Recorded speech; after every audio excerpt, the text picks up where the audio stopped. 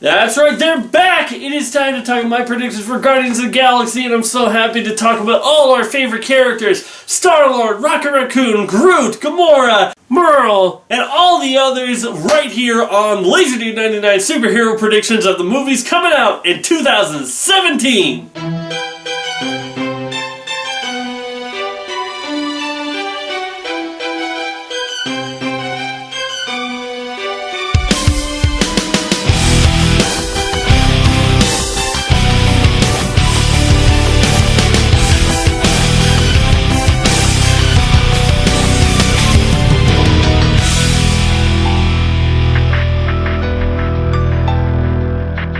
Hello everybody, how's it going? I am LaserDude, and this is my predictions for the superhero movies coming out in 2017. That is right, it is time to talk about Guardians of the Galaxy's Volume 2. Guardians of the Galaxy, I don't want to say surprise, because of that area in history, we were all like, yeah, Marvel can do no wrong, but Guardians of the Galaxy was a real big thing where it's just like, where did this come from? How is this going on with everybody? I mean, like, I'm serious. Everybody I know loved that film. Normally I can show my mom something and she's like, oh, that's stupid. Or maybe my sister-in-law is like, nah, I don't know, it's just not for me. Or there's like somebody I know will just not like it, not care for it, it's not their thing. Guardians of the Galaxy, everyone liked it. Everyone! And I liked it too. I liked it a lot. I thought it was a lot of fun. I thought it was super, super entertaining. Chris Pratt was amazing and hilarious, and he reinvented a character and just made it totally new, and now Marvel was like, yeah, we were totally, this is what Star-Lord was always like, just like Chris Pratt did. I mean, seriously, before the Guardians of the Galaxy movie came out, this was the only thing that I had ever seen of it. And let me see if you think this looks like Chris Pratt's Star-Lord to you. My name is Peter Quill. I'm the leader of the Guardians. He's the Star-Lord. Respect him. Rocket. We're an intergalactic peacekeeping force. We work together to keep the known galaxy stable.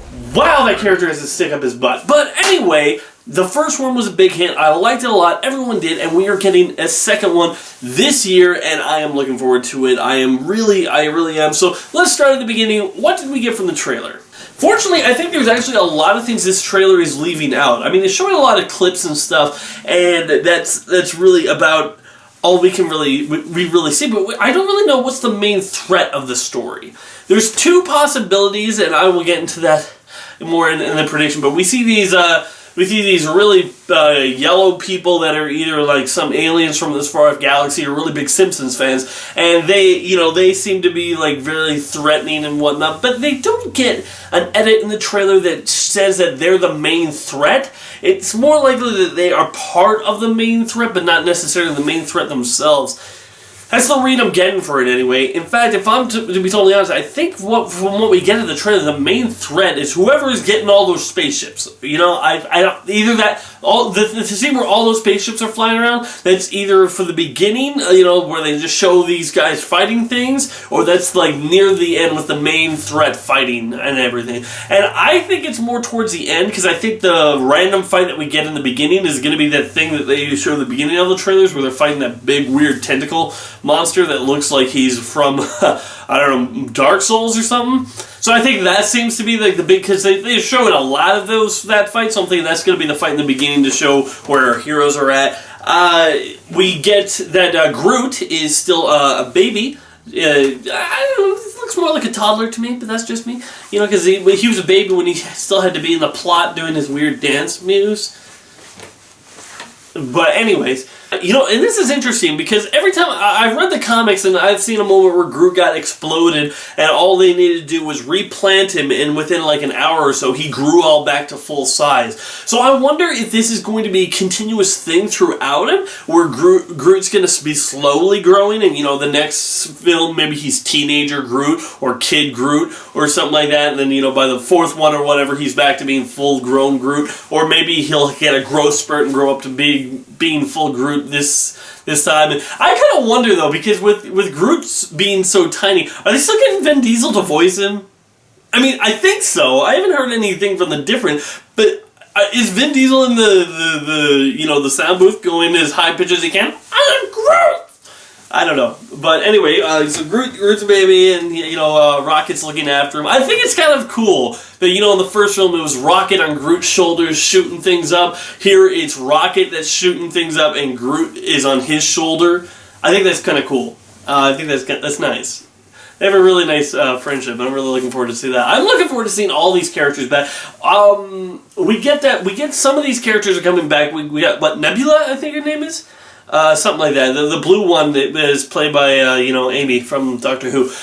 She's back, and she's going to be, I get this feeling that a lot of people are going to be joining the team of the Guardians of the Galaxy. I feel like Yondu's going to be joining the team. I think that she's going to be joining the team.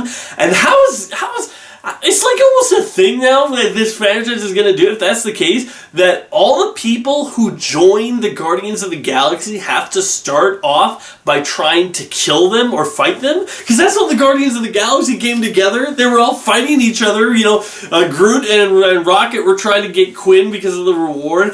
Quinn was trying to fight off Gamora to get the orb. And they all were in a big battle fighting each other. And now these two are going to join the team. It looks like they're both trying to kill him in this movie. They end up joining. That's going to be hilarious. Well, let's get into it, because as I say, the trailers don't show a whole lot about the plot. I have a feeling it's going to be, I think the big thread of the film is going to be Peter's father, played by Kevin Costner. No, shoot.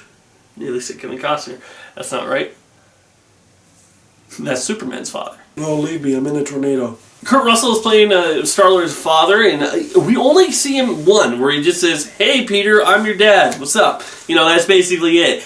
And I feel like he's going to be the main threat behind it, but I have a feeling like he's going to be behind the scenes threat, where he's pushing something like this is the big threat, and he's going to try to use Quill to get something that he wants. I have a feeling it's going to be that sort of thing where he's going to pretend like he's nice and then he loves him and everything, but in the end he's going to just try using him for his own selfish means. But we aren't shown that. All we're shown is just one scene of him, and so I'll get more into that in the predictions. So for what we get from the trailers, we get that our characters are back. They're going to have a lot of fun, and there's a lot of funny moments. I hope they don't show all the funny moments in these trailers, but since it's Chris Pratt and I just want to say, Batista is every time his character's on screen, it seems to be stealing the show. I can't help but laugh every time Drax is on screen on this trailer, so hopefully for more of that. Anyway, what is my biggest hope for this film? I hope that this takes, because the starting point is the first film is just the gathering of the characters and putting all the pieces in place. It's the second film that can really do everything with the because the first one's all about setting everything up and coming to a nice conclusion for the first one. But it's the moving forward from there where things can really get interesting. And this has the ability to do that. And I have a lot of faith in this movie. This looks like a lot of fun. The trailer is really funny. The animations and the way that everything is presented looks really good. So my hope is that it just goes with this craziness and surpasses it. Because I still think that if you didn't know, if people didn't know that Guardians of the Galaxy was a superhero-esque film from the comic books, I think it would have still been a sleeper hit. I think people still would have saw it. I think people still would have loved it. I still think it would, I think Guardians of the Galaxy has the ability, and I can't believe I'm saying this, to be the biggest Marvel property ever. How weird is that? Guardians of the Galaxy. Biggest. I say that because it appeals to a way that Star Wars did, where it just appeals to everybody. As I say, everybody I know loved it, and I think that my biggest hope is that it goes there. It keeps going to these places and just blows away everyone's expectations. And I'm really hoping for that. What is my biggest fear? I think my biggest fear is that it falls a little too much on the first one. The most common problem that trips up sequels is trying to repeat what the first one did besides going forward. The first one, as I say, is a setup film. All that you need to do is bring these characters together, put them on an entertaining journey, and show them to the audience. Now that you've shown them to us, there's so much more you can do with that, but I think a lot of films get tripped up in trying to repeat what the first one did, not knowing that the first one is supposed to just set things up. You don't need to set up anything anymore. You need to go forward with it, but a lot of films just stagnate and stay with these characters in these certain spots and don't grow them or don't push them forward or don't do anything with them. And I don't think that's what's going to happen. Doesn't look like it. But I'm saying there is a possibility that that happens. You know, like a film like this could get caught up in all of its jokes and whatnot, and because of that the story suffers, or maybe it's trying to reconnect and redo some of the things from the first one, but just doesn't end up doing it as well because, you know, when you try to repeat a joke the second time, it's never as funny. There's a lot of things that could go wrong, but I don't see the trip-ups, you know? I'm not seeing the things that give me pause or give me worry, and I think that's because these trailers have left a lot of the story out of its trailers. And I think that's like, we hear like, oh, we get to save the galaxy again. Well, what are they saving it from? We don't really know. Even in the first trailer, we knew Ronan was the villain. I think I'm pretty sure we had some shots of that. Maybe not from the first trailer, but later on. Actually, you know, it's funny. I wasn't a big fan of the first trailer of this. I'm like, oh, this feels like it's recapturing everything. But when the second trailer hit, I was like, yes, this is what I want to see. And then by the third trailer, I'm like, okay, perfect. This doesn't feel anything like the first one. It was going on with this.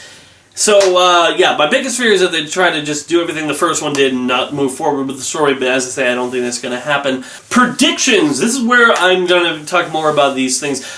We got, as I say, the predictions that I'm saying is that Yondu and, Aurora, is it? The blue lady. I think both of them, well, technically they're both blue. Isn't that weird? I think both of them end up going to be joining the Guardians of the Galaxy. But here's the thing. I'm not sure why Yondu would. You know, it's like Yondu is just like, he's in charge of the Ravagers. He has a very successful thieving company, and Peter Quill screwed him royally the last time they were together. But I hear in the trailer, welcome to the Guardians of the Galaxy. Actually, that's not a bad rocket. What? Nobody has any tape? I could do that. No, that's fine. Yeah, if Bradley Cooper ever gets sick, I'm in there for it. And then we also got this sensory girl that, you know, touches people and can tell what they're feeling. They put her name in the credits in the third trailer. Now, I don't know if that means she's going to be joining the team or if she's going to just be there for this film and then leave. I don't know. Could be a number of things. But I think that it's a possibility. Here's a prediction for you. I think they're going to go to Earth. Not in the main plot of anything, but I think in the end, Peter Quill is going to visit Earth. That's going to be something that they do at the end. That's going to be a prediction for you. It might be right, might be wrong. We haven't seen anything like that in the trailer, but I think that it's going to be like, Peter Quill has had access to his own spaceship for a while now. Why hasn't he gone home?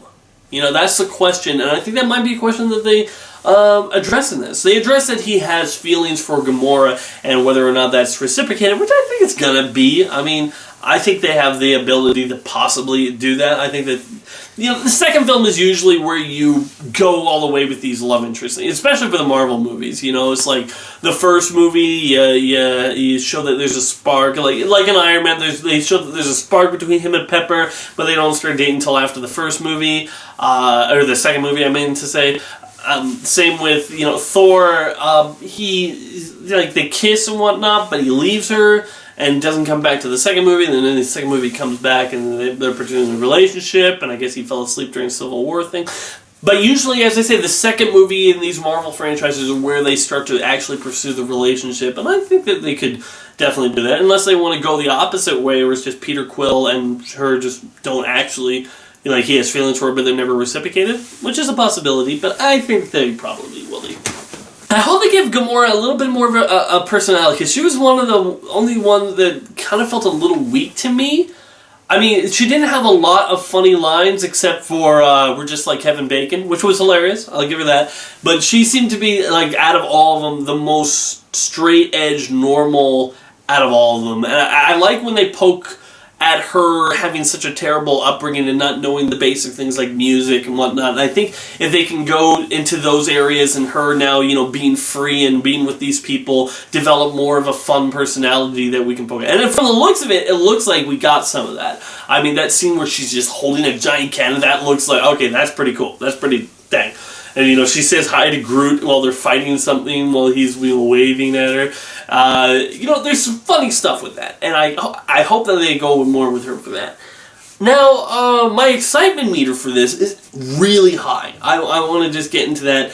I think that Guardians of the Galaxy is a franchise that I wanted to see it when it first started, to be sure, but I didn't know the possibilities of how mass-wide appealing it was going to be, and it truly showed that it was, and I think this movie has the ability to be even more so. Honestly, I'm going to say this right now, I think Guardians of the Galaxy Volume 2 has a chance. If the reviews and everything are glowing and people like it, I think it has a chance to make more money than Spider-Man: Homecoming. I'm saying it has a chance. I'm not saying it will. I'm saying it has a chance. So yeah. So so my excitement meter, I'm gonna put it as a 9 out of 10 on the excitement meter. I'm really excited for this. I'm really looking forward to what they do with this. I want to see, because Guardians of the Galaxy is like one of the only movies that ever actually got me to buy some comic books, really. Like, okay, the older Batman, Beyond, the Batman Dark Knight and Batman Begins and whatnot, that did too, but that was back before I started buying comics. Now that I have started buying comics, I'm mostly really set to, okay, I'll get Batman, I'll get some Spider-Man, and maybe some X-Men, and then Superman, and Green Lantern and whatnot, but that's and some Flash, but that's about it. I'm very set, and that's basically my thing. Is like, it takes a lot to pique my interest to buy something outside of my normal comfort zone, and watching Guardians of the Galaxy made me want to buy some comic books, and so I did. Not a lot. I think the series kind of lost me, but it's okay, because I was. Maybe this will boot me right back up, and I want to see what they got now. So, yeah, that's all I got to say, except for what are the chances it is a bad movie. In my mind, the chances are very, very slim. Very slim. I mean, the only thing that kind of worries me is the fact that we don't really see a lot of the story from the trailer. So maybe the story is very straightforward, and maybe shoving in all these other characters onto the team might cause some, lose some focus from what the whole cast is. It's like the more characters you have, that's more characters you have to focus on, in which case there's more characters that you have to work on. And I think that, maybe it'll be fine, but that's, a little bit worrisome, but not a lot for me. I think that these guys know what they're doing, and I think they know how much screen time to give to everybody. So I'm going to say that the chances of this being a bad movie are only 20%. This is an 80% chance this is going to be a good movie. Only a 20% chance this is going to be a bad movie. That is really great odds. Anything I don't want to go, if I'm getting into the 90s, honestly, for example, I might have even given Iron Man 3 a 90% chance on if it was going to be good or bad. 90% chance that it was going to be a good movie, and I would have been burned by that. I'm comfortable with 80% for this film. I don't think it's going to be a bad movie at all. I really think it's going to be a good movie, and that's why I think it's so high for its percentages of being a good movie. So, thanks for watching, everybody. That has been my predictions for Guardians of the Galaxy. I'm Laser Dude, so adios. Be sure to check out some of these other videos on my channel. And wait for more coming soon.